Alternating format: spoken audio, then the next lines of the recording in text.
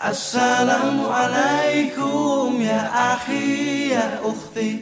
Assalamualaikum ya akhi ya ukhti.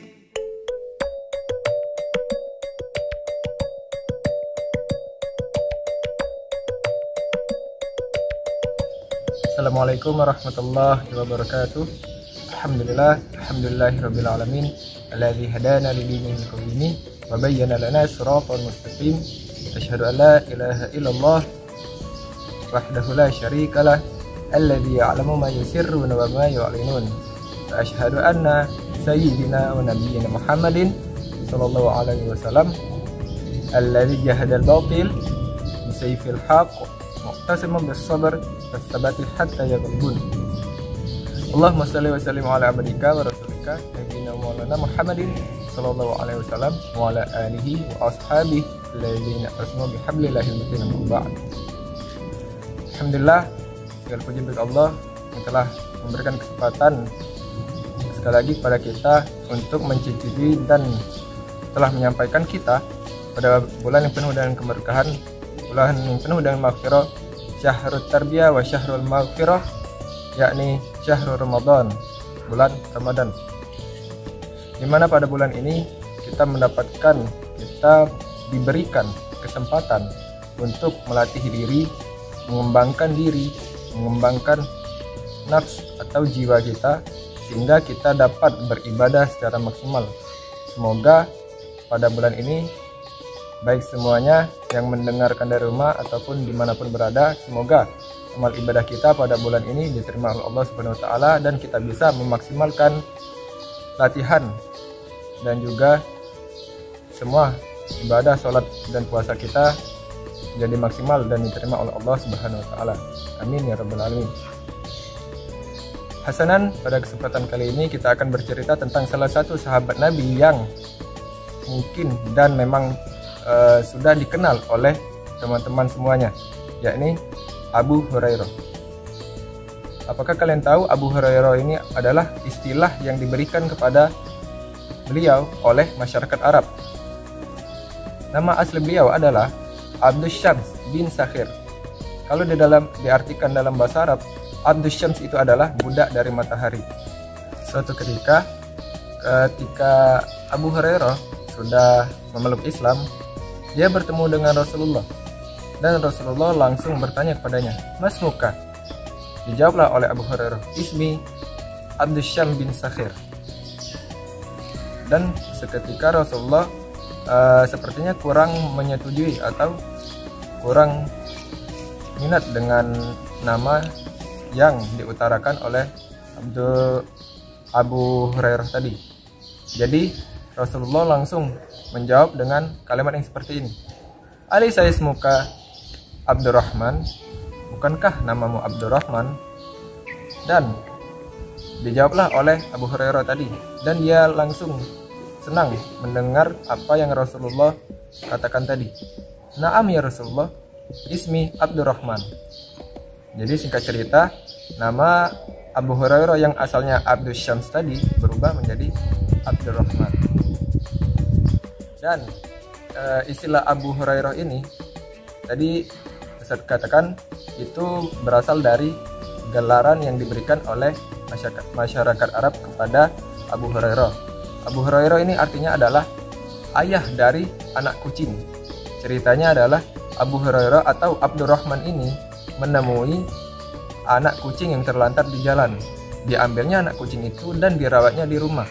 Suatu ketika dia ingin berjalan atau kemanapun, digendonglah anak kucing tadi dan dimasukkannya ke dalam saku atau kolong baju Abu Hurairah. Dia itu memiliki baju yang lengannya panjang, jadi bisa muat untuk dimasukkan anak kucing tadi ke bagian sini.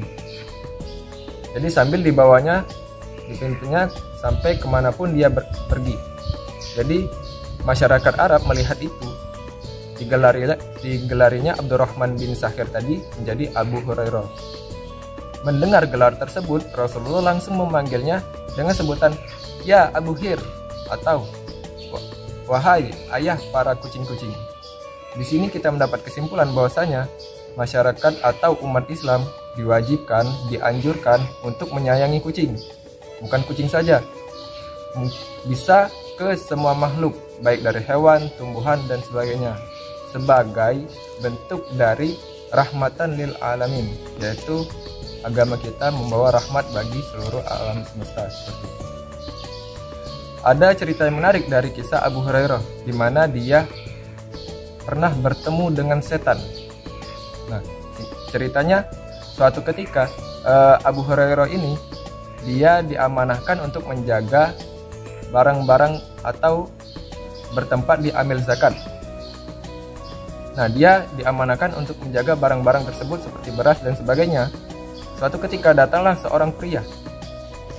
Seorang pria melihat berbagai sembako dan juga beras-beras di sana, diambillah oleh pria itu tadi dan didapati oleh Abu Hurairah.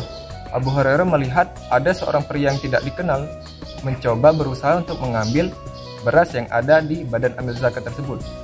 Lantas langsung dicegatnya oleh Abu Hurairah dan dipegangnya tangannya.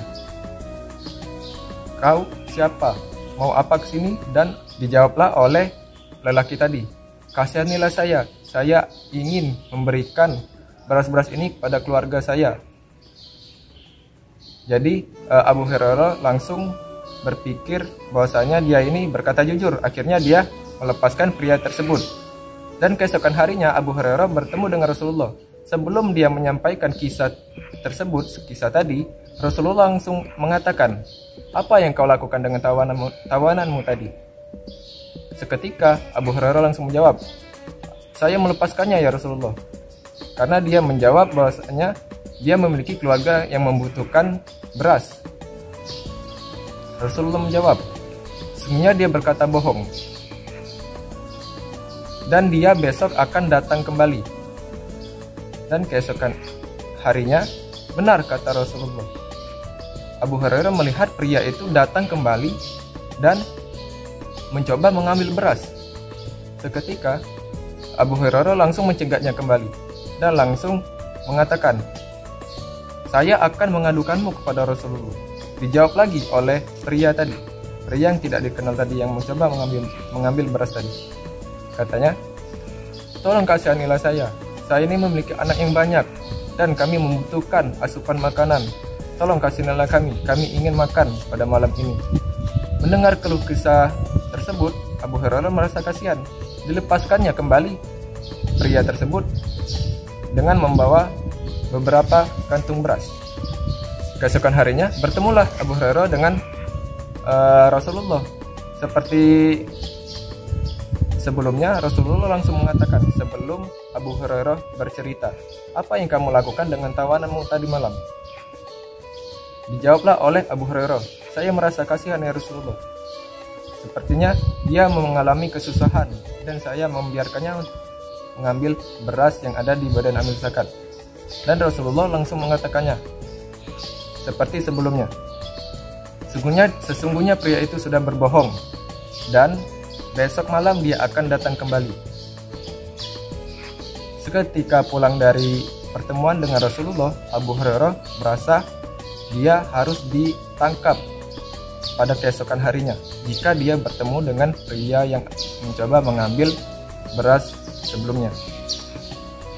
Keesokan harinya, pada malam hari, benar kata Rasulullah, untuk yang ketiga kalinya dia mencoba mengambil beras tersebut dan langsung dicegat oleh Abu Hurairah. Dan Abu Hurairah merasa yakin bahwasanya dia harus mencegatnya dan membawanya langsung ke hadapan Rasulullah. "Demi Allah, saya akan mengantarmu ke hadapan baginda Rasulullah SAW. Kau telah mencoba mengambil beras sebanyak 3 malam berturut-turut." Dijawablah oleh pria yang tidak dikenal tadi, yang mencoba mengambil beras tadi. Jawabannya seperti ini, "Tolong kasihanilah kami ingin makan pada malam ini. Jika kau membiarkanku atau melepaskanku, aku akan mengajarkanmu sebuah kalimat yang dimana engkau tidak terkecoh lagi oleh setan." Mendengar ucapan tersebut, Abu Hurairah langsung terdiam Karena sifatnya Abu Hurairah di sini adalah seseorang yang menggebu-gebu dalam belajar. Di hadapan Rasulullah dia orang di samping Rasulullah, dia adalah sahabat yang paling banyak meriwayatkan hadis. Dia adalah orang yang pandai, orang yang benar-benar ingin belajar dan mempelajari sesuatu yang baru. Akhirnya dengan sifat yang ingin belajar tersebut, dia kembali melepaskan pria tersebut dan diajarkannya kalimat yang dijanjikan oleh pria tersebut. Kalimatnya adalah, engkau bacalah ayat kursi sebelum engkau tidur dan engkau tidak akan diganggu oleh setan sedikit pun. Mendengar jawaban tersebut, langsung Abu Hurairah melepaskan pria tersebut. Dan keesokan harinya datanglah kembali ke hadapan Rasulullah. Rasulullah langsung menanyakan kembali seperti sebelumnya, sebelum Abu Hurairah cerita, apa yang kau lakukan dengan tawananmu semalam? Dijawab oleh Abu Hurairah, ya Rasulullah, sesungguhnya dia telah mengajarkanku satu kalimat dari Al-Quran di mana aku jika mempelajarinya, mengamalkannya, aku tidak ditipu atau tidak diperdaya oleh setan, dan setan tidak akan mampu memperdayaku. Rasulullah menjawab, perkataan itu benar dari seseorang yang pembohong.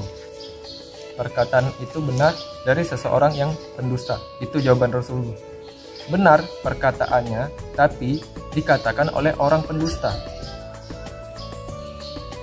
Di sini kita mendapatkan bahwasanya sebuah hikmah di mana sebuah perkataan yang benar itu bisa saja muncul oleh orang yang pendusta, namun dia memiliki tujuan yang lain. Alhasil, jika kita ingin melindungi diri dari godaan setan, kita biasanya mengenal dengan amalan-amalan yang bisa kita kerjakan sebelum tidur, seperti berwudu, membaca ayat kursi yang sebenarnya tadi dilatar belakangi oleh kisah Abu Hurairah ini, dan juga membaca surat Al-Mulk supaya kita bisa diterangi di alam kubur nanti. Nah, dari kisah Abu Hurairah ini kita mengambil kesimpulan, kita dapatkan hikmah bahwasanya jika kita ingin melindungi diri dari godaan setan, kita bisa mengamalkan surat atau ayat kursi sebelum tidur. Kita bacakan ayat kursi sebelum tidur. Dan masalahnya pada zaman sekarang ini, setan itu tidak cukup untuk dilontarkan dengan ayat kursi saja, dengan ayat suci Al-Quran. Setan pada zaman sekarang itu tidak cukup untuk dilemparkan dengan ayat saja. Karena saya pernah mendengar dari kisah yang sudah diceritakan oleh Ustadz Adi Hidayat, ya, Ustadz Adi Hidayat, bahwasanya setan itu pada zaman sekarang tidak cukup untuk dilemparkan dengan ayat suci Al-Quran saja, namun juga perlu dilempar dengan kursinya juga. Oke, wabillahi taufiq wal hidayah. Sekian dari cerita tentang Abu Hurairah. Semoga bermanfaat. Terima kasih atas semua perhatian. Wabillahi taufiq wal hidayah. Wassalamualaikum warahmatullahi wabarakatuh.